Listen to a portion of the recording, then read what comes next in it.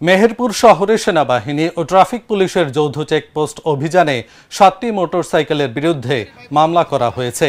এছাড়াও একাধিক মোটরসাইকেল চালককে সতর্ক করা হয়েছে। রোববার দুপুরে শহীদ শামসুজ্জোহা নগর উদ্যানের সামনে এই চেকপোস্ট অভিযান পরিচালনা করা হয়। অভিযানে নেতৃত্ব দেন সেনাবাহিনীর ওয়ারেন্ট অফিসার ওয়ালিউল্লাহ। তার সঙ্গে ছিলেন ট্রাফিক সার্জেন্ট মামুন এবং সেনাবাহিনীর ও ট্রাফিক পুলিশের একটি দল।